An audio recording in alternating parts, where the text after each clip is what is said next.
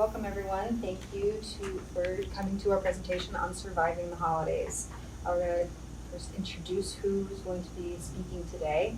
My name is EJ Hackett. I am a therapist here at Tanner Clinic. I provide individual, group, and family therapy for those struggling with either eating disorders, disordered eating, or relational trauma. I moved back to this area in early 2019 from Atlanta, Georgia, and there was a program director and a clinician at the Atlanta Center for Eating Disorders, which offered IOP and PHP care, as well as a little bit of outpatient. Prior to that, I was working at a facility that provided inpatient PHP and IOP, specifically for women struggling with either eating disorder or trauma history. I'm involved in IADEP, which is the International Association of Eating Disorder Professionals, both the Atlanta chapter and the Utah chapter here. I'm new to, of course, the Utah chapter, but I'm excited to get things going and get a little bit more resources and events here in northern Utah. Chelsea, you want to introduce yourself? Yes.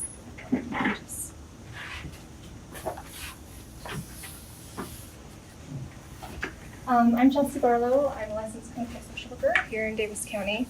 I have been practicing for 11 years. 6 of those past years have been a private practice just through Aspire, just here in Layton. And I focus on, I have traditionally worked with adolescents and adults. I'm kind of shifting more towards the adult population and focusing on any over-control disorder, including eating disorders. I have 4 little ones, so I work part-time. I enjoy finding that balance. So it can be tricky sometimes. Julie? Well, it's funny, I got an email from my the Dietetic Association. I guess I've been a dietitian for 30 years. Gosh, I didn't realize how time flies. So I'm a registered dietitian. I'm also an exercise physiologist, and I live in Ogden, and I also teach at Weber State. We teach nutrition, my husband and I. He's also a professor there, but we don't let him talk to patients.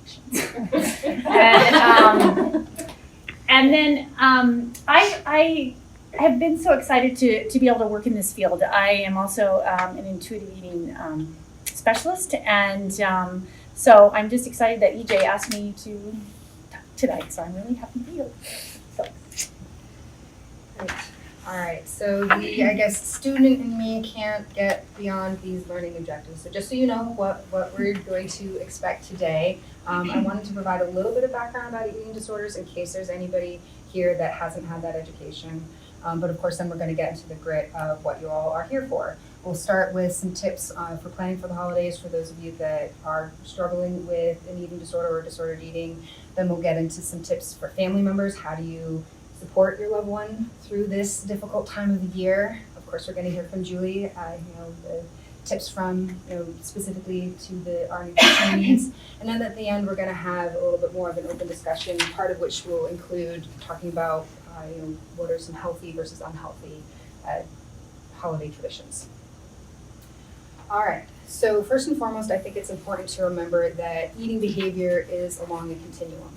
On one side, we have our intuitive eaters. These are our folks that eat when they're hungry, they stop when they're full, they don't use food to regulate their emotions, they exercise for the health or enjoyment of it, not to compensate for what they've eaten, and they generally have a positive body image. And of course, on the other end of the spectrum are folks that meet diagnostic criteria for an eating disorder. But in the middle, we have patterns that we conceptualize as disordered eating. Now, there's 2 things that I think is helpful to remember about the disordered eating part. And that is that just because someone is exhibiting these signs doesn't necessarily mean that they have an eating disorder, right? So we want to be careful and clear about that. Now, that doesn't mean, on the flip side, of course, that that's not problematic, right? Any of these disordered eating patterns are worth exploring, worth looking at. And if someone is struggling with any of these, it's worth talking with someone to figure out how can you change your relationship with food, exercise, and your body. Some other important things to remember about eating disorders is that they do not discriminate. They don't discriminate based on gender, race, ethnicity, or socioeconomic status. Also, they come in all shapes and sizes, right? So you cannot look at someone and know that they have an eating disorder. We have to ask, we have to evaluate, right? It's not something that is as easily observable, right? It's also important to remember that eating disorders are unfortunately on the rise, and they have been on the rise since the 1950s. So it's a big problem, and it's a problem that's not going away. So you may be asking, how big of a problem is it? Recent research suggests that 10% of the population in the United States suffer from some form of an eating disorder, right? That's a lot of people. That's more than those struggling from breast cancer, HIV, or schizophrenia combined, right? So I would venture to guess that everybody in this room knows more than one person that's struggling with an eating disorder. And the thing that's also alarming about this is that this doesn't even encompass the folks that are struggling with disordered eating and don't meet criteria for an eating disorder. It's a big, big problem. And Utah is no different, right? We do not have this perfect little mini society that doesn't struggle with these issues. There are a lot of folks struggling, needing help and support in this area. So that's a part of why we decided to try to increase events in this area so we can try to help folks get the support that they need and deserve. I'm not going to talk about this one just for the effort of time, but I think this slide kind of encompasses the idea of what I wanted to talk about on that other side. If you're curious about that, you have it on your handouts there. But eating disorders are created in this perfect storm, right? Of course, there's a genetic predisposition, right? If we have a family history, then that shows that we are much more likely to develop an eating disorder. But that's not the only thing that leads to development of an eating disorder. The crude expression that we have in the field is that genetics loads the gun and the environment pulls the trigger, right? So things such as temperament, if someone experiences a trauma or bullying specific, of course, weight-related bullying, but not necessarily, right? Family environment, environment at school, having low self-esteem, life changes, right? That's a big part of our lives where eating disorders may develop. And that's why we see eating disorders start in adolescence. There's the hormonal component, which of course we don't have time to get into today, but any time that we have hormonal shifts in our body, then that can lead to a risk for developing an eating disorder, but also life changes. Going to college, getting married, having a baby, kids leaving the home, right? These are all periods of time where we may be at more risk for either developing an eating disorder or an eating disorder resurging. And for those of us that don't struggle with disordered eating or an eating disorder, we always have to be mindful about what messages we're perpetuating, right? Because of that genetic piece has to be matched with our environment. We have to remember that the best known environmental contributor to the development of an eating disorder is the socio-cultural idealization of fitness, which is just a fancy way of saying diet culture, right? So saying what? It's a fancy way of saying diet culture, right? So diet culture, the idea that being thin is the only way or best way for us to be happy and live our best lives. The more that we perpetuate this idea, then the more that we are putting folks at risk for developing an eating disorder. And we see this, right? There's some really disturbing statistics out there, right? By age 6, girls are starting to express concern about their weight. 6, right? 81% of 10-year-olds are more afraid of being fat than getting cancer, right? That one I think is particularly disturbing. And then of course, by the time that our kids are teenagers, 50% of girls and a third of boys are engaging in some unhealthy weight management strategy, right? So it is a big, big problem, and kids are susceptible at it from a very young age. So where do you draw the line as far as, the U.S. population is heavier than any other population in the world, and especially our youth. So how do you talk about, healthy topics and being a good weight and eating healthy foods and those kind of things without perpetuating the lie that, thin is the only way that's in? Sure. It's an excellent question. I think that we want to be trying to focus more on that intuitive eating model, right? I mean, if we are eating when we're hungry and we're stopping when we're full, then we're more likely to stay in a healthy range. Also, I think it's important to remember that our weight is not the only indicator of health, right? We want to make sure, how fit are we? How able are we to move our body? What are our lab work look like? So there's lots of markers other than just our weight that can indicate health, and we want to try to be focusing on that. And of course, a healthy relationship with food. Right? And I usually encourage folks to follow or ultimately get to the point of intuitive eating. All right, I don't want to vilify the media, but that is, of course, a environmental contributor, and we have to be mindful of that. Of course, media is in response to our cultural values, but we have to remember we see a lot of advertisements every day, right? So we want to be kind of detectives in how are we viewing media around us and how are we interpreting it, right? So we all know, and we've heard it before, but maybe we forget, the people in the magazines, they don't even actually look like that because of airbrushing, right? Mm-hmm. And kids in particular, if you have little ones, please be talking about these images and how destructive they can be, right? They're not real. People don't look like this, right? They're airbrushed. All right, so enough background for now. Let's get into the reason why we're all here. Okay, some general tips for those of you that are struggling with disordered eating or an eating disorder. It's really important to keep structure in your appointments. Right? This is not the time of year to back out away from therapy or not seeing your dietitian, not going to your doctor. And part of how you manage that is don't overbook yourself.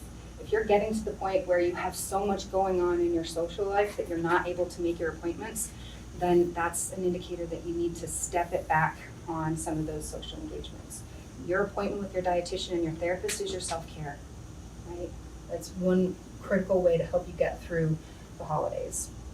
Also, we want to make sure that we're managing our expectations about the holidays, right? If we're thinking about past holidays, we might be anxious about, oh gosh, is this going to be the same way that it was last year? Am I going to have the same awkward, anxiety-provoking conversations? It may rob us from the joy of being able to be present in the moment and seeing how this year can be different.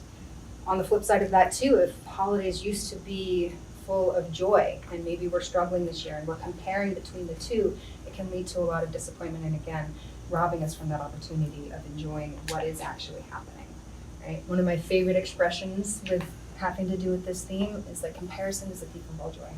There's no reason to compare. It's not ever helpful, right? And just because this holiday season is different doesn't mean that it's going to be bad, right?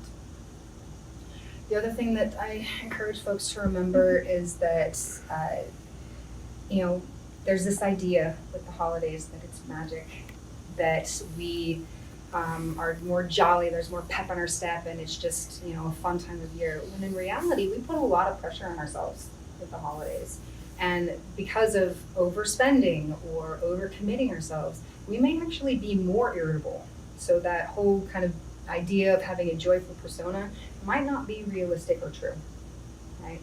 So, again, it doesn't have to be that way. If we're not overextending ourselves, then sure, we may be better able to enjoy the holidays. All right, so how do we have a symptom-free holiday?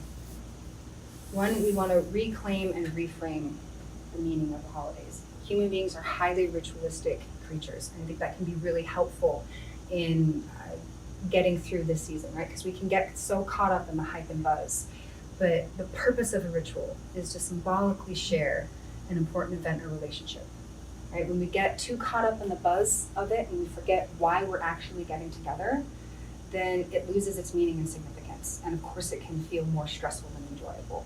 So why are you actually getting together with people? Why are you doing all of these extra things? Try to remind yourself of that. As an example, Thanksgiving is about appreciation. It's not about eating turkey and sleeping on the couch, right? We also want to try and focus in on our relationships, right? Human beings are social creatures, and that is the reason why we celebrate together, right? It's not about, all of these different things that we tell ourselves we have to do in order to have the holidays. It's about connection. It's about love. It's about being together with our family and friends. I encourage folks to create holiday traditions, if you don't already have them, that are focused on things other than food. Thank you to Chelsea for providing a list of, so caroling is an example, as well as crafts. Kiddos especially enjoy this, but adults too. any games or holiday movies. But again, just anything that's focusing on relationship. The more that you can get back to that and try to distract away from food dominating the whole event, the better chance you will have at enjoying your experiences. Can I ask you a question on that? Mm-hmm. So, that's great, but it's been my experience that almost every family activity that you participate in, or church activity, or youth activity, or whatever else, there's always food connected. So Sure. how do you, and like, for example, we have a tradition with our family that we've done for, I don't know, probably 15 years or more, that we do during Christmas time, and it's around having a meal in Bethlehem. And so it's like, so what do you, I mean, I get it, it isn't about the food, but we still connect it, and our memories, inside, and all our rituals are, partially affected and based upon the food that we have at those occasions. So how do you, in a realistic way, how do you start to change that, move that arrow? Sure. So part of it can be making sure that you are including some activities that have absolutely nothing to do with food, like making room for creating new traditions and that being a part of it. But of course, there are going to be events where food is a part of it, but there's a big difference between there being food at an event and that being the center of the entire event, right? And of course, if you know that there is going to be an event, and we'll get into this a little bit later, or actually I think the next slide, planning on how are you going to handle that? How are you going to keep the focus and emphasis on the relationships, on the experience, as opposed to the food specifically, right? It doesn't mean that we ignore the fact that food is a part of things. It just means that we don't make it the focal point. Does that help? Should. Easier said than done. Huh? Yeah. Yes, it is. Of course it is. Of course, we want to allow ourselves a plan, right? If we are not going into a situation with a plan, we are setting ourselves up, right? Because when we're in those intense environments, the anxiety goes up, and when we are anxious or we're having other intense emotions, we're not making our best decisions, right? We can easily fall back into old patterns. And so if we have a plan and we're thinking about it ahead of time, we rehearse it ahead of time, then we're less likely to get caught up in that, and we're better able to, even in those moments of stress, act in the way that we hope that we're going to approach it, right? So things that we want to try to plan for is thinking about, what do you want out of the holiday, right? What purpose will food play, right? So that's part of it, right? If you have an event with the family and there's a lot of tradition laden in it of, that food does play a big part, how much of it do you want for that particular event to be a part of it? Do maybe are you at a place in your recovery process that it's too much? So you kind of remove yourself from that piece of the event and come back, making sure that you're, of course, meeting your nutritional needs. Or is there a way that you can work in those events within your meal plan, right? And of course, how do you handle your typical food challenges? Holidays are wrought with food challenges, so you need to anticipate as much as you can what are the challenges going to be and how are you going to handle them. Right, we're not going to be able to plan for everything, but the more that we're able to anticipate, then the easier it'll be. And of course, this isn't something that you have to do alone, right? Talk with your dietitian and your therapist, right? We have the benefit of having multiple years of trying to help folks get through the holidays, right? Use us. We can help you with defining reasonable goals and deciding what's best for you at this point in time based on where you are in your recovery process. And we want to be choosy about what events we're picking, right? We don't have to attend everything, right? And we want to pick the ones that are going to be the most enriching and rewarding for us. And of course, I want to imagine things going well, right? Yes, anticipate problems, but not at the expense of kind of thinking about, all right, what is this going to be like?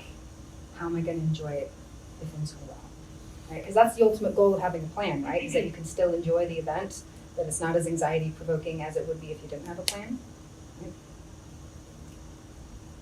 Part of any good plan is having support and accountability, right? So who are those people that you can share your goals with, right? That you feel that if they know, they can help remind you in a loving way and be there for you when you're needing a little bit of extra support, right? If they know that a particular event is going to be a little bit more stressful for you, Absolutely, letting them know ahead of time, right? But of course, you also want to focus on who are people that have similar goals to you and how can you bring them into your holiday experience? Who are the people that also want to focus on non-food events and holiday traditions? Who else wants to connect to the deeper meaning of the holiday as opposed to maybe the buzz or someone that gets caught up in all of the to-do lists as opposed to the significance of why we do those things? And who also wants to relax, right? Holidays have so much stress associated with them, even though it can be positive stress. Who are the folks that are happy to just kind of take a step back and sit and enjoy and not have the pressure of all of the things that we tell ourselves we're supposed to do? It also is a good idea to utilize your supports. Go into support groups, right? ANAD, as far as I know, please correct me if I'm wrong, does not have any live meetings here in the area, but they do have online meetings. All you have to do is go to their website and you can see the times and days that they offer those online supports. Now is a perfect time to be utilizing that support so that you can talk about, even if it's like in between sessions with your dietitian or therapist, you can talk about the anxiety of an event coming up, or you can process through afterwards how it went, right? So that you don't have to wait and hold on to that until the next session. And of course, don't isolate, right? When we're isolating, we kind of get in that monkey brain and our thoughts can go to places that are not helpful. And we want to be utilizing our supports, particularly this time of year. Part of our plan needs to include ways to contain symptoms.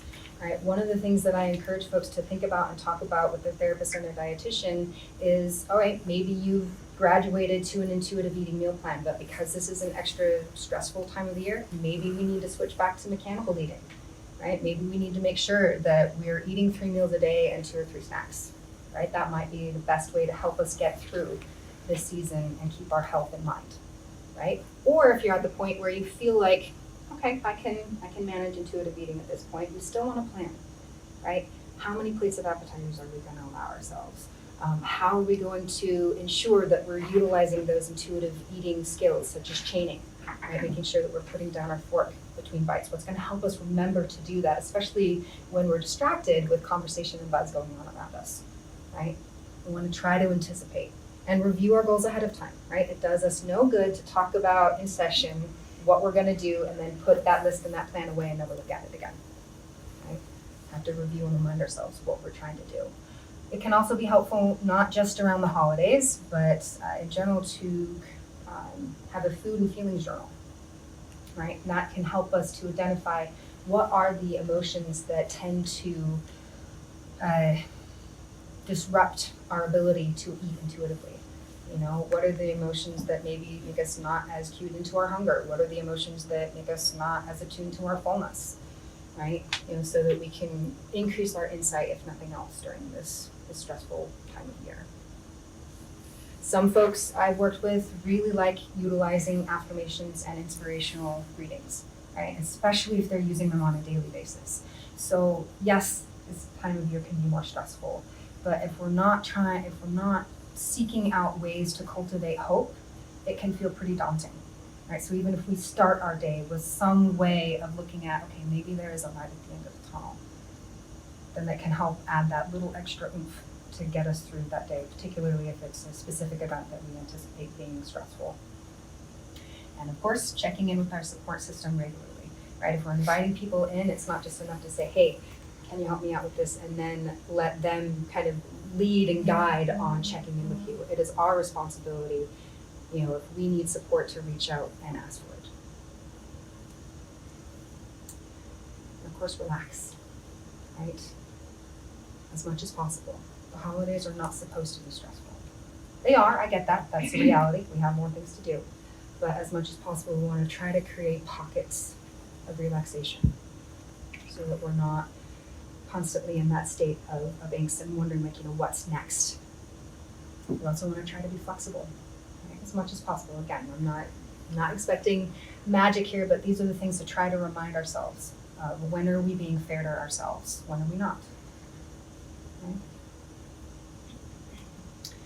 And last but not least, regardless of how the holidays go, I think it's critical for us to always reflect back, of course non-judgmentally, Right? One of my favorite mentors introduced me to this expression. It's our capacity for change comes from our ability to reflect. Right? Regardless of how the holidays go, you can use it as a learning experience of what do you want to do differently next time. Also celebrating what went well, right? Because you can take that and bring that into your next party, your next holiday experience. You know, especially this time of year, we have multiple things going on. So if maybe Thanksgiving doesn't go so well, all right, well, what can you learn from that and bring that into the next one? All right, so switching gears to family members. Some general tips, and these are some tips that I have, or that I think are important, not just around the holidays, but year round. One, it's really important to remember that even though an eating disorder is a problem, it's also an attempted solution, right? So ask yourselves, what problem is my loved one trying to solve? And that can help you dig down and get underneath, all right, how can I actually help and support them, right? Because nobody chooses to have an eating disorder. Nobody wants to live with their head in the toilet. Nobody wants to live their life starving, right? It's an attempt to solve a problem. And if we can try to help them in figuring out another way to solve that problem, great. They may not need to utilize those behaviors to help. Also, of course, we want to be taking responsibility for ourselves, particularly if our loved one is an adult, right? Yes, we can provide support. Yes, we can provide accountability, but we also have to be making sure that we're focusing on ourselves. Of course, this is different for those with kiddos. Right? If you have a minor, of course, the parents has a little bit more responsibility for making sure that your child is taken care of, particularly if you're utilizing a family-based therapy approach. When you're expressing your concerns, which I do encourage doing that, because if we are not talking about things, if we are walking on eggshells, that doesn't help solve the problem at all. Right? So we want to be open and honest, but we want to try to be mindful of how we're doing it. Right? So speak from your own experience rather than what you think is going to be best for that person. Right? Chelsea's going to get into a little bit more about what we mean on I statements, but that's one of the ways that we can try to focus in on our own experience as opposed to giving someone advice, right? Of course, we want to remain as authentic and present and empathetic as we possibly can. This is, expressing our love and hope is also important, right? Our loved ones sometimes forget that they are loved. They forget that they are worthy of love. So it is so important that we're reminding them of why they are important to us and why we want to keep them in our lives and why we want to be connected. Even though eating disorders are about the food, they're also not about the food. So engaging with your loved one on things that don't have anything to do with eating and weight, right? That is not the entirety of their identity, even though it may be taking up a lot of space and time in their life right now. It's not who they are. So reminding yourself to connect to that part of them that has nothing to do with eating or weight. Also getting support for yourself, right? That they have so many loved ones, that we spend so much time and energy and focus on our loved ones that maybe we're not practicing our own best self-care and getting our own support.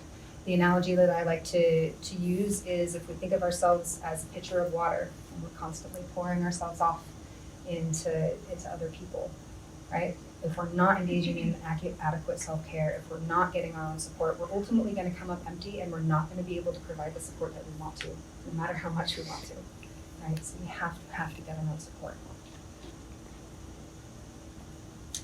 I wanted to talk a little bit about food policing, which of course is specifically to if your loved one is an adult. This is different if you have an adolescent, again, especially if you're following a family-based therapy model. And for teenagers and kids, of course, the parents are going to have a little bit more influence in possibly plating food and being involved in that process. But for adults, it's much different, right? I understand getting caught up in food because, again, eating disorders are about the food, but they're not. Right? But anytime that we try to take over control of someone's behavior with food, that robs them of an opportunity for them to do it themselves and to learn, how do I manage this? How do I get through this process? So we want to have our loved one planning their food out with their dietitian, right? Yes, of course you can be providing accountability if you're explicitly asked. And if you're not, okay, there are other ways that you can reach out and support, right? If they're struggling with food, instead of getting into like what I think you should eat or what you shouldn't eat, ask them how they're feeling, right? What's going on? Because again, The eating disorder is an attempt to solve a problem. And if we can get behind what need is trying to be met, what the function of the behavior is, then we're better able to help them get through it. Okay? Also, of course, I wouldn't be doing justice to this topic if we didn't talk about the difference of enabling versus supporting.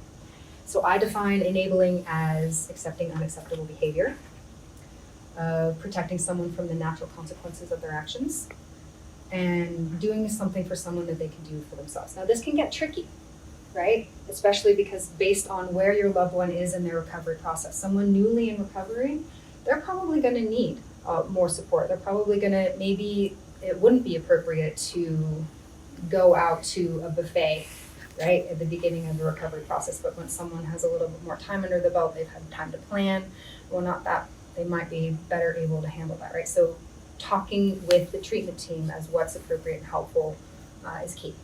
Could you maybe just give us an example of what you're meaning by that? Which one? Accepting unacceptable behavior. Okay. So With regards to food and that thing. Hmm? With regards to food. Okay. So, gosh.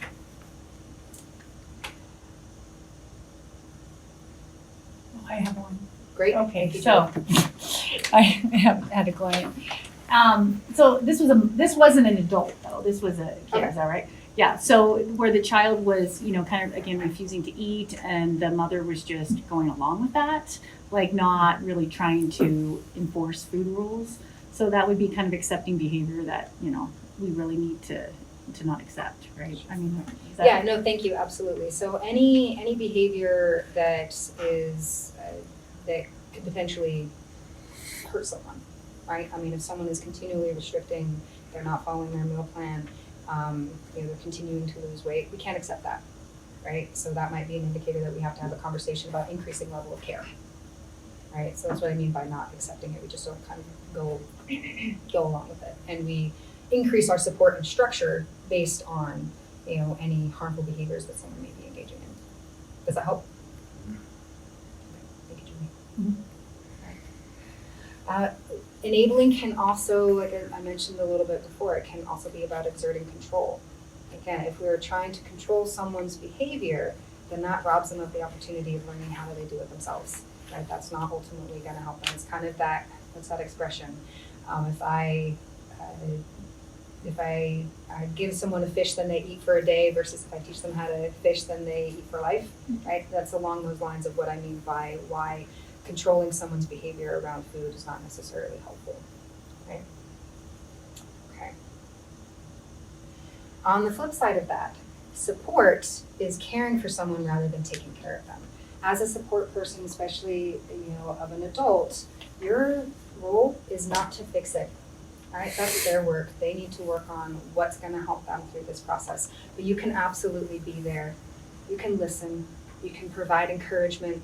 Yes, you can engage in limit setting, right? In fact, I encourage it, right? We need to be honest about our own feelings and the impact of someone's behavior on us, right? But we're not taking responsibility for someone else's behavior, right? We're there for them. Does that make sense, the difference? Okay. All right, I'm going to hand things over to Chelsea. This way. Yeah, this way to move forward. Okay, so still sticking with general tips for family that is helpful is validate. So validation is one of those skills that it's much easier said than done. Validating means that you just express to the other person that you understand where they're coming from based off of their position. So that doesn't mean that you agree with what they're doing. It just means that you are saying, hey, I see what you're experiencing. I see that you are really anxious right now. You're really struggling with this. That's so important to be able to support a loved one through their struggles with eating disorder. Validation is non-judgmental. It's remaining really neutral. Okay, so another tip is to just let your loved one know that you are there for them, to provide them support.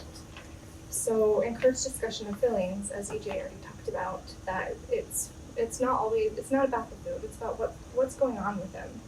And trying to shift away from the focus of food can be really helpful. Radically accepting where your loved one is at in their treatment.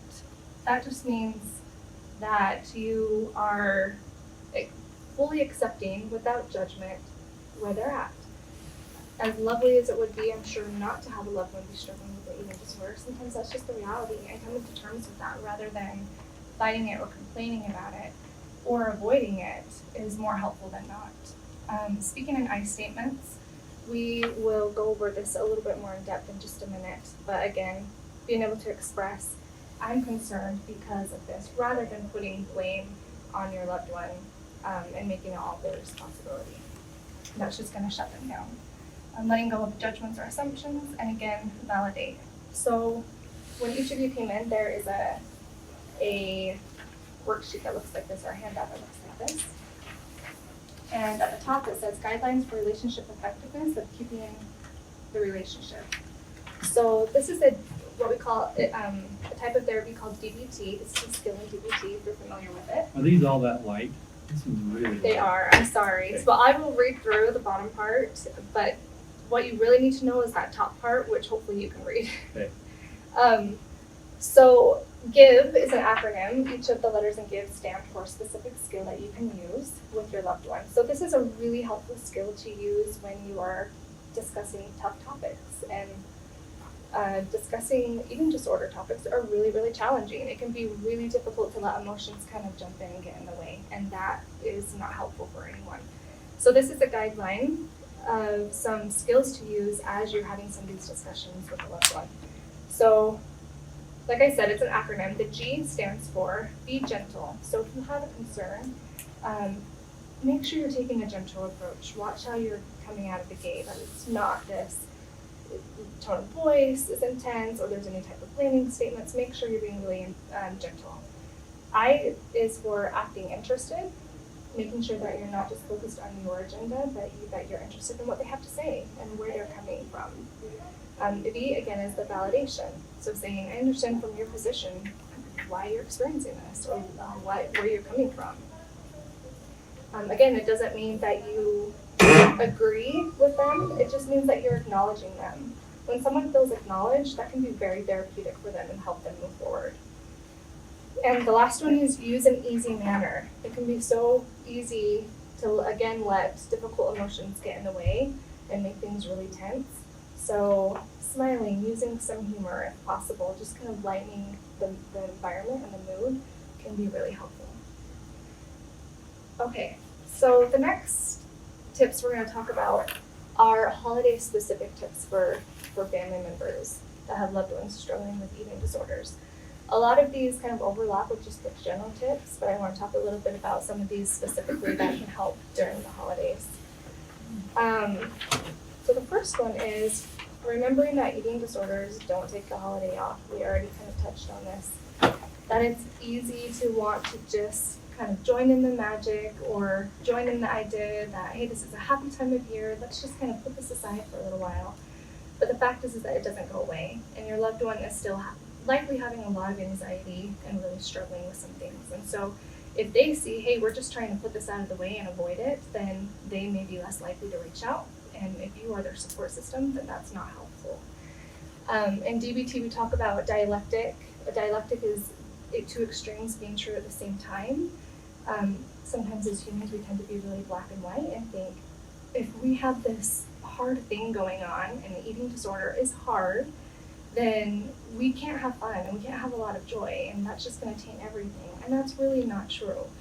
The dialectic is having both of those extremes be true at the same time. We can have something really hard going on, something really sad, and still be able to find some joy in the middle of it.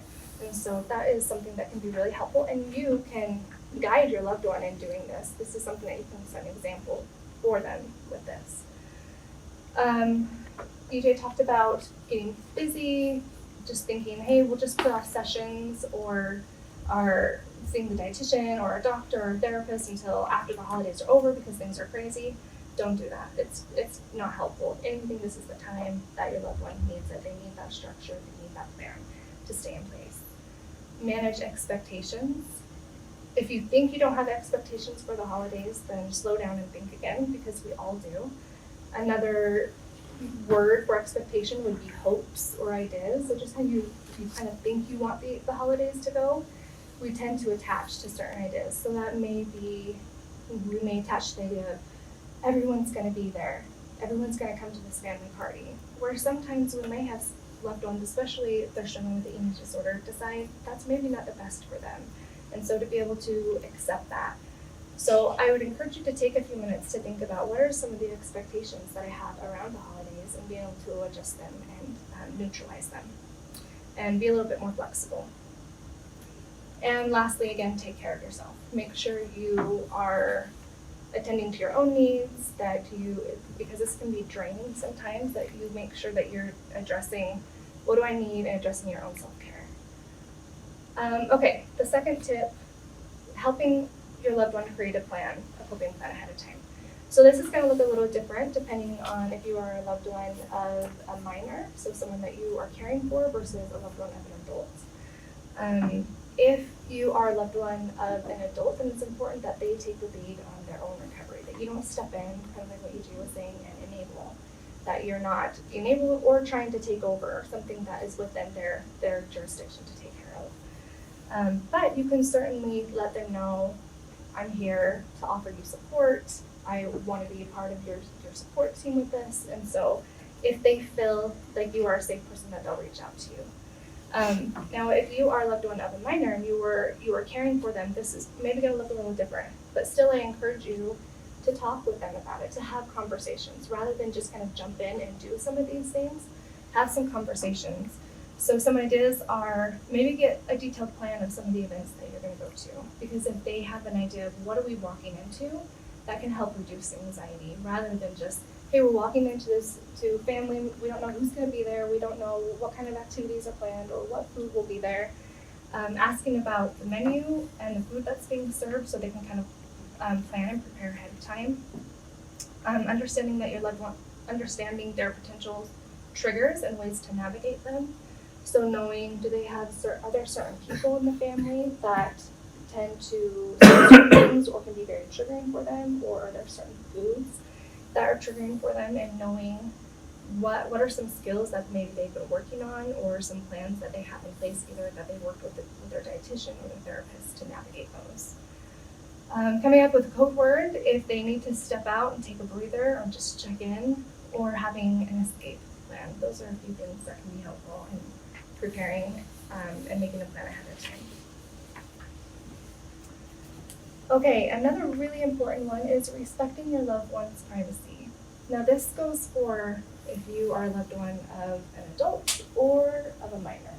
It should not be any different. I know sometimes when we're around the holidays, we're meeting with friends and family that maybe we haven't seen for a long period of time, and we get in discussions with them, and we naturally want to talk to them about some of the things we're experiencing, some of the things that are going on in our lives, and maybe things that are going on within the family. And that can be really harmful. It's just important to remember that this is your loved one's information to share, not yours. And that also goes if you are caring for a child with an eating disorder. We know that family support is really, really important in recovery of eating disorders, and so it's important to keep that safe and trusting environment. And so if you share information that is not yours with a friend, a family member, and that becomes, we know kind of how that works, that goes down a telephone, then essentially your loved one has learned they are not a safe person for me to talk to, because they are going to just share whatever I share with them. If concerns come up with the loved one, discuss them in private, rather being right there, maybe in a big group of people. Don't bring it up right then and there. Again, have either a code word that you can step out and talk about, or just let them know you want to discuss in private. Some other things, you may have family members ask questions or say, hey, I'm really concerned about so-and-so, or make comments about maybe the food or the lack of food they're eating. And it's okay to redirect the conversation, or to say, thank you for your concern, however, we have everything managed that we need to take care of, or just to flat out say, that's just not my information to share, and if so-and-so wants to share information with you, then they will. It's okay to be direct. Okay. Avoid discussing eating habits, diets, body, anything like that. Your loved one is listening to what you're saying, and they're getting messages from that. So like we said, we know that social factors don't cause eating disorders, but they certainly contribute. And so examples of this would be things like, oh, I eat way too much. I guess I'm going to have to spend a lot of time at the gym tomorrow. Or you really shouldn't be eating ... Or you look amazing, tell me all your diet secrets or all of your gym secrets. Even statements like that seem really normal in our culture can be really triggering to someone that is recovering from an eating disorder. So if we're expecting our loved ones to develop a healthy relationship with their bodies and with food, then we also need to have those same expectations for ourselves. Yes. So, what's the line between something that's negative or positive? I mean, for example, in April this year, I was more than 40 pounds heavier than I am now. And I've been working on it. I've been doing a lot of things to work on it. Changing in diet and changing exercise. So, I naturally talk about it to people and that I'm around, and they ask me about it because I look a lot different. Absolutely. So, well, how do you? Ultimately, that's the culture we live in, right? Is that there's a lot of talk about that, and people are going to ask you, and it's tricky. It really is. But I would say if you have a loved one with an eating disorder, then you want to be really cautious. You want to be really cautious about that information, that especially when they're there, about what you're talking about and what you're sharing. And it's okay for you to say, that's just not something I'm able to discuss right now, because those are things that can be triggering. And it really is it's a shift. A lot when you have a loved one that's struggling with an eating disorder, you step into this whole new world of shifting how you think about food and health and exercise. And it's just something that oftentimes the family has to make shifts, because just little things like that can affect someone that's struggling with an eating disorder. Even if it's just like exercising is good for you, right? Yeah. I mean, we all should exercise. Yeah. It's good for our bodies. Yeah. And he says diet, but it's mostly just, just making sure well, I guess, think about it. I mean, it's not like he's restricting anything. He just is making sure he's not overindulging in things, Right. And so like any of that he couldn't share. I mean, I guess now I'm thinking about, that sounds like maybe that would be hard, but the exercise So doesn't something that seem. is tricky about eating disorders, usually individuals with eating disorders is oftentimes it can be really rigid, and so it's like they take things to an extreme. Okay, so exercise is healthy for me.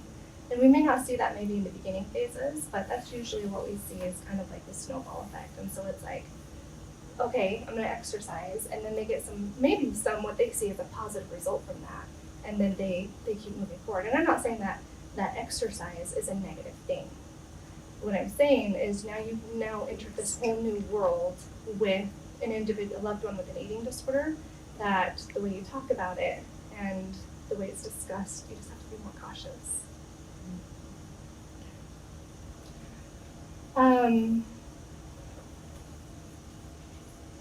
Okay, so it's okay to set boundaries. If there are people within the family or that are at these parties, or that you're talking to, are saying things that maybe are triggering to your loved ones, especially if you are a loved one of a minor with an eating disorder, it is okay to set those boundaries. Oftentimes it's more comfortable for the adults, like they probably know their sister or their mom a little bit better than this little, or I say little one, but probably a teenager feels comfortable saying something to their grandma or aunt or anyone who may make a comment. So it's just important to advocate for them. It just helps them know, hey, I'm on mom and dad or whoever it is on my team, and they're trying to help advocate and navigate these situations. With So me. what does that mean? Can you share what that means? Yeah, so like setting a boundary. So setting a boundary means essentially saying what is okay within your space. So maybe it's saying, I feel really uncomfortable when we're focusing so much about this diet that you're on.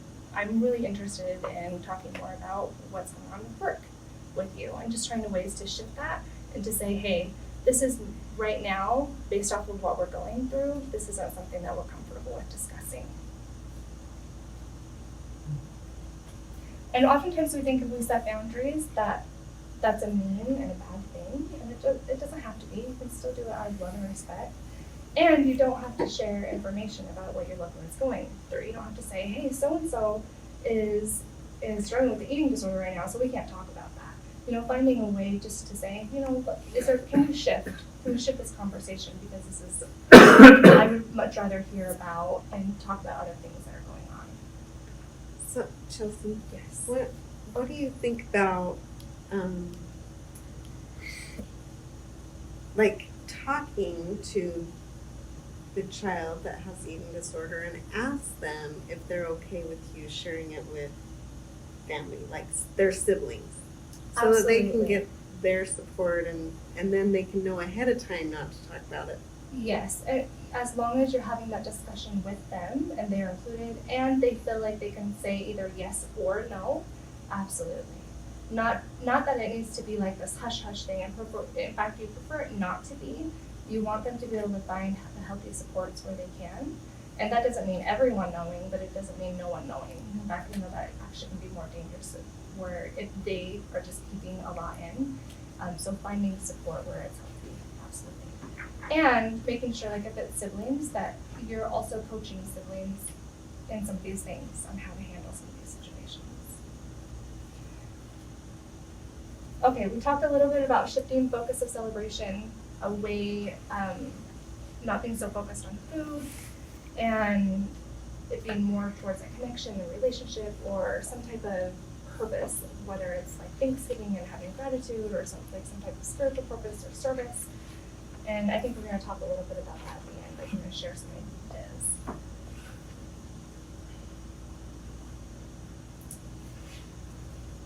Okay.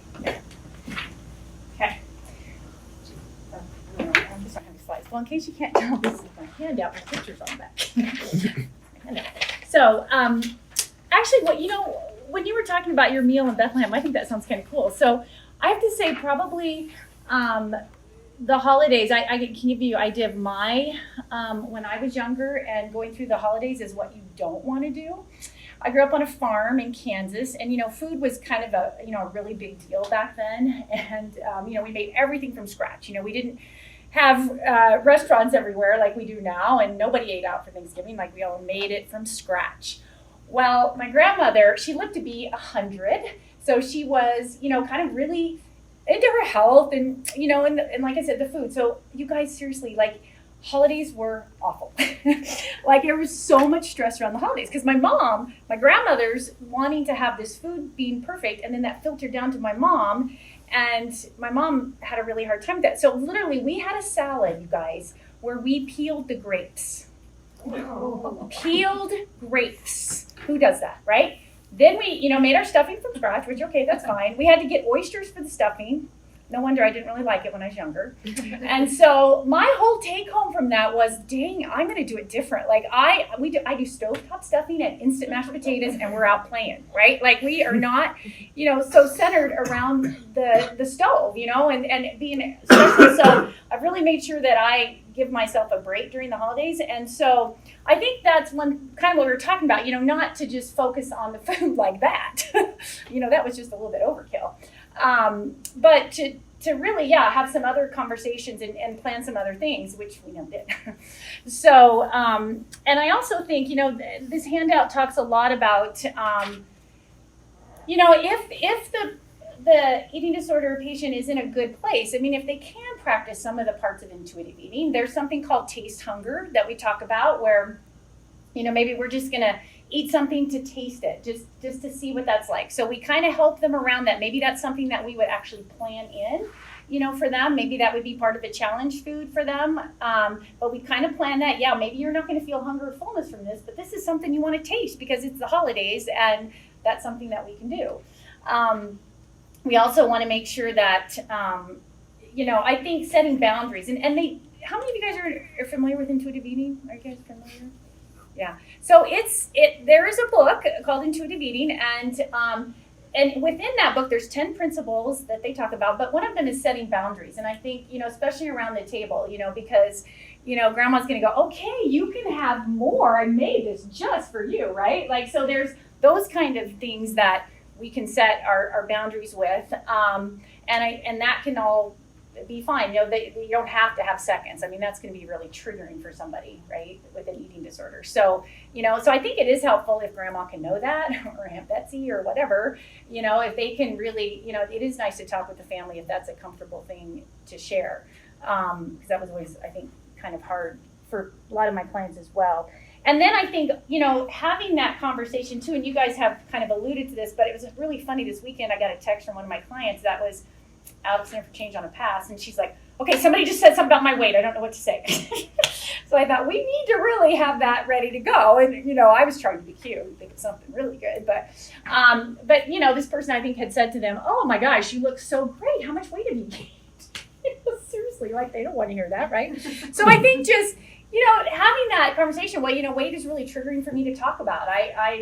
We don't talk about weight, we just don't do that. So, having that, ready to go, because that is going to happen around the holidays. And then a lot of my clients are scared, like especially if they're traveling, right, and they haven't seen their relatives in a while. Maybe they're really thin, or maybe they're like more of a normal weight, or wherever they're at on the spectrum. And so there's all of that. So it's just like everything gets escalated, around the holidays. And I think, again, particularly when you're traveling, because then you've got to really find a space that you can be safe, with your food. Maybe there's food you need to get to take with you, or to make sure that you have.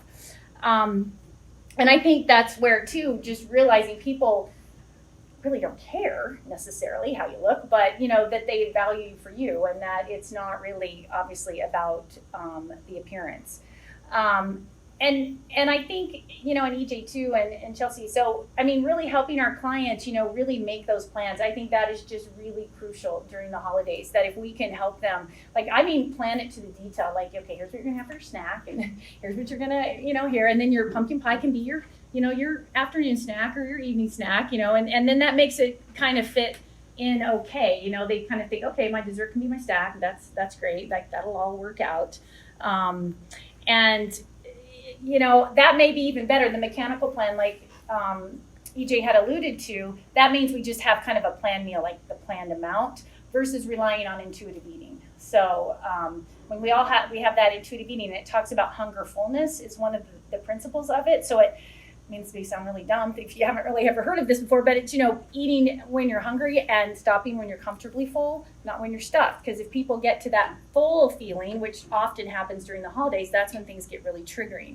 So I'll also have my clients make a plan, what happens when you get to that full, what does that feel like? You've just nourished your body, we're going to talk about that, but maybe there's something you can go do, and that's when you need to ask for help. So a lot of times it's maybe after the meal that they really do need that support and need that kind of help. And then I think this handout also talks kind of at the end about self-compassion, and hopefully we've kind of given that some sense of that to our patients, that compassion that it's common humanity. Everybody makes mistakes, and we all, people always make mistakes in eating all the time. We undereat or we overeat, and so it's okay. But let's just really kind of fall back to the meal plan, and I think that can really be their safety net. So I guess that's kind of my thing. However that plays out, if that needs to be a pre-plated session, we talk about that. I mean, we get really specific. Is that going to be pre-plated, or can you do it yourself? And what things do you really want on your plate? So those are kind of my thoughts on that. So. All right. a little. Oh, here, did you want me to go? Right All there? right, so we all want to come Oh, up. yeah, This is okay. our discussion portion. Just to kind of, I have some ideas on here about maybe some healthy versus unhealthy holiday traditions. If you want to kind of look over those. You didn't put and- peeling grapes on there. No, I did not. I did Now not you know, I now would you have a new one, peeling grapes. would have. Uh-huh, yeah. But all right, so this side is maybe some ideas of unhealthy holiday traditions versus, the other side, some healthy ones. But beyond that, let's go through these first, and then we can, if you have any questions of like, maybe where does this fit? But first, okay, unhealthy. If we're skipping meals before or after a holiday meal, right? Sure, Thanksgiving, the tradition is that we load up our plate and we're it's kind of a scheduled overeating, if not binge eating holiday, right? So that's not particularly healthy, especially if someone is struggling with an eating disorder or disordered eating, right? We want to try to help them in making sure that they're able to incorporate the foods that they enjoy and they look forward to with the holidays. But again, that's where we might still bring in that more structured meal plan. I love what you said about like, okay, if you really love pumpkin pie, but maybe doesn't fit with a balanced meal, okay, that can be your evening snack, right? It can still fit in, but we're not trying to skip our meals or eat less, not listening to maybe what we physiologically need just to fit within the traditions of what our family typically does for the holidays. Of course, extreme overindulgence. That you don't want to be doing that as much as possible, right? Because that's a setup for feeling anxious later on, guilt, shame, a whole multitude of negative emotions that may kind of spiral us backwards as opposed to helping propel us forward. Overspending, right? That just is stressful.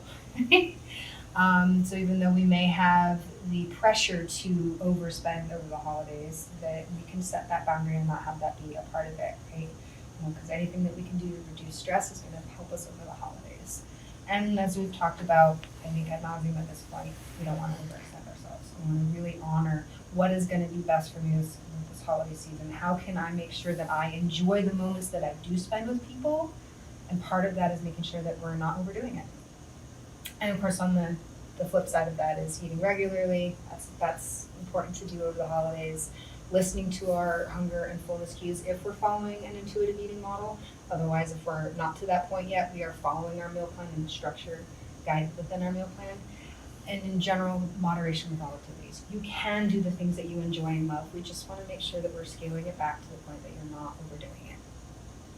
All right, and we want to open it up to questions about, questions in general, but also specific to healthy and unhealthy. When you say moderation in all activities, what are you really talking about in there? Is that mostly food, or are you talking about everything? Everything.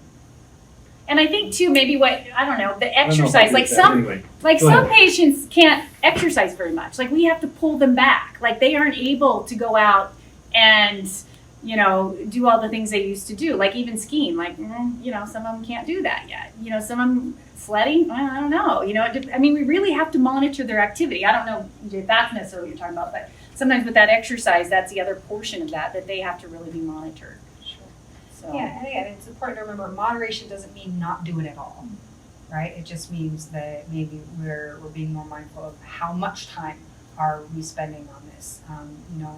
If it's, again, that party environment, right? We want to be there, we want to spend time with our loved ones, but I'm sure we've all experienced that moment where we're like, I'm ready to go home. Yeah. But maybe we feel that pressure of I've got to stay, I didn't talk to so-and-so, am I going to offend the host if I leave? Trying to, as much as possible, pull away from that and really honoring, especially for your loved one. When it's too much, we listen to that and we go. And it's okay that maybe we didn't stay as long as we wanted to, or maybe that we don't do all of the activities, that we kind of pick and choose. So you're saying that, so the moderation is to help them with their anxiety oftentimes, or their Anxiety and physical self-care. ability at that point? Yes. Is that what you're saying? Yeah, yes, yep. With the physical exertion, we want to keep that, lower, we want to manage anxiety, and just general self-care, right? Again, we can get so caught up, especially in the holiday, with obligation, right? We always go to Nana's house. We have to go to Nana's house, even though we're going to Aunt Betsy's house and Uncle Frank's house before that, right? Well, maybe not. right? Maybe we can spread it out. We can still spend the holidays with them, but maybe this day we're going to see this person and this day we're going to see this other person. It doesn't have to be all crunched in on one day. Really, Hmm? really good. He likes that point. What would you like to do? Any other It's thoughts? every holiday is an Indianapolis 500. So. Oh, okay, yeah. Well, and I think too, again, when you travel and you have to go see everybody or whatever, maybe you just need to have one thing where everybody comes to you or whatever, but it can get out of hand.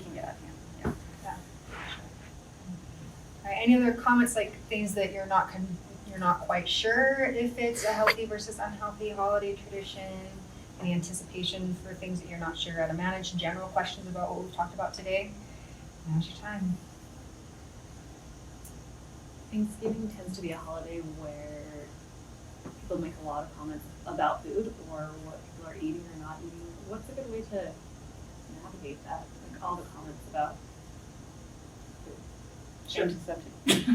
Huh? Change the subject. Right, yeah. I mean, it depends on your comfortability within the social setting, but I mean, people pick up on cues pretty quickly. Of like, if they're talking about this thing and then you say, so what about your work, right? I mean, people get the message pretty quickly of like, or maybe they don't even know where it's coming from, but usually folks follow suit, and if it's about food, they're not gonna be like, wait, that's so important, we need to get back to it. It can be. Or their diets, is that what you mean? Like, it's a really weird time to not be on a diet, right? I mean, with all the dieting culture, like she was talking about, everybody's on a different type of diet, it seems like. So could come up, right?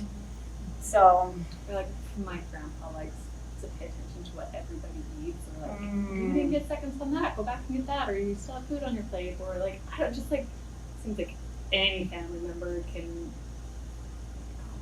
Is that good, Grandpa? Yeah, he's probably not gonna change. He's not gonna change. He's not gonna change. Yeah. Sit far away from him. Maybe he can't see.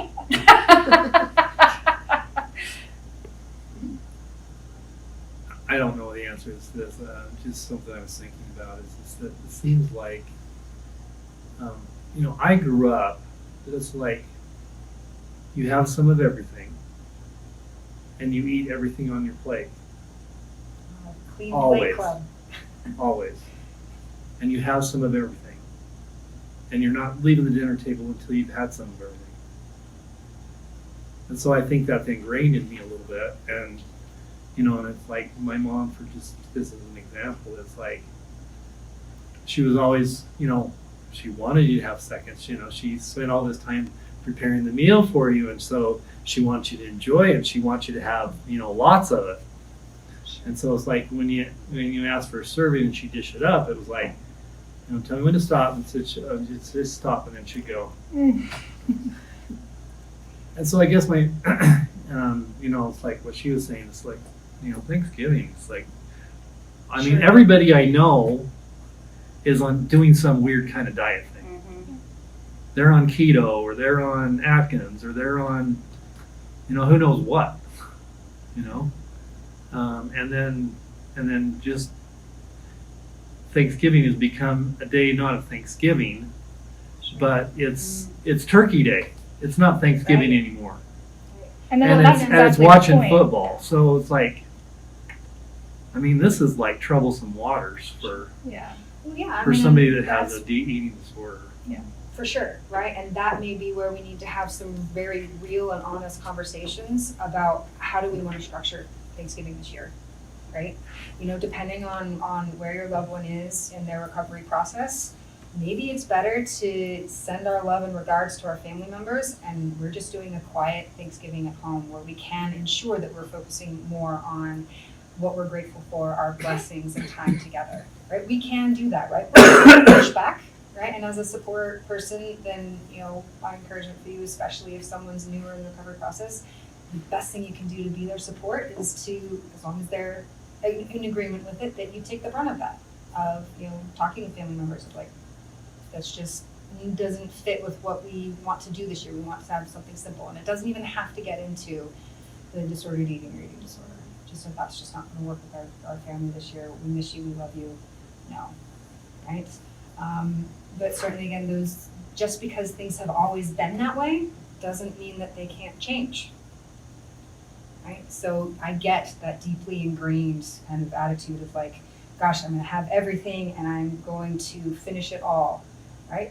But just because that's the way that we did in the past doesn't mean that we have to do that now. And it's really important for our loved ones to be planning out, all right, how do they manage that? If that is a kind of part of the family tradition, how do we work within that and the confines of their meal plan, right? So maybe it is that if they really enjoy having a little bit of everything, talking with their dietitian is like, okay, maybe we do a partial exchange of the mashed potatoes and a partial exchange of the sweet potatoes, to kind of make sure that we have a little bit of everything, and as a whole, it's meeting our meal plan structure, right? Trying to, fit within that. And if someone is following a meal plan, yeah, they may be making sure that they're eating everything on their plate because that's what they need to do to get the energy that they need and to heal their body, right? But if they're more intuitive eating, of course they may not finish everything on their plate.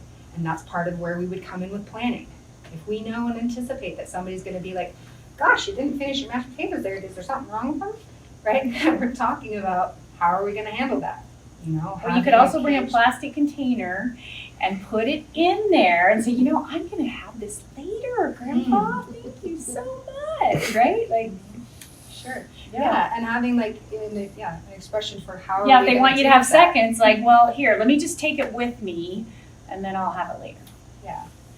And remember, That's actually a good way to go because then it's not like, not that I don't like the mashed potatoes. Yeah, I'm right. just kind of full, so I bet I'd like to take them with me. Sure. Yeah, because remembering like what is the function of someone wanting to give you that food? Like they're wanting confirmation that you enjoyed it, right? Because that's part of the way that they give and express their love, right? Is to provide that food for you. So how can you reassure them? I've message received. This was wonderful, delicious. I love it. I just can't eat anymore right now. Any other questions? Yeah, for sure. It is dinner time. Past dinner time. I was just going to make a comment that I think we all have people in our lives that are predictable. Like we kind of know what Aunt Stacy's going to say, or like what Grandma's going to comment on the food or comment on weight or something. So I think going into the holidays, if you've planned it and you've tried to have those conversations of if we can try to not have so many triggering topics such as weight, clothing sizes, body shapes, Diets. food, Yeah. diets. Like once you've laid that foundation, but you still know that predictable person is still gonna probably drop some bombs, but knowing like ahead of time, like that's probably gonna happen. And like I'm just gonna try my best to like accept it. And how can I almost have like a Charlie Brown moment where it's like the teacher talking, where it's like, I'm not going to take this in because this is about Aunt Stacy. This isn't about me, Just a comment, if you could comment on my comment. It sounds like too that, it's like anything else. If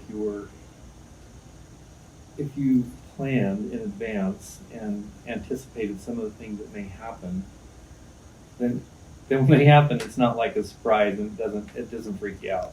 Mhm. It's just like, oh, okay, well, I knew this was going to happen, and so I'm just going to just try to do what we talked about, and then even if it doesn't work, it's just like it doesn't freak me out because I anticipated in advance that it was going to happen already. Absolutely. Yeah, one of the things that I talk with folks that I work with about is awareness of our vulnerabilities. Right, and it may be so. Sure, triggers or conversations with stuff. Our relationship history with certain family members may be a vulnerability. Like, maybe Aunt Susie says something that really gets us going. That if somebody, like a coworker, said the same thing, it wouldn't have the same impact, right? But if we're aware of our vulnerabilities, then even if we're not able to change them, because we can't change other people's behavior, right? Directly. If they're willing, sure, we can ask them, but we can't absolutely change their behavior. But if we know that there's something coming, like you said, it kind of reduces the impact. It kind of doesn't catch us as off guard. And it makes me think of Big Fat Greek Wedding.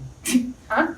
Makes me think of Big Fat Greek Wedding where he says that, he doesn't eat meat. She says, you don't eat meat? And like everybody stops and freezes, the whole family. They like freak That's a good out. example. And then she says, "Oh, okay, I'll make you lamb." That's a good example. That's a good example. All right. Thank you so much for coming. Thanks, Thank you. CJ. Thank you. Thank you.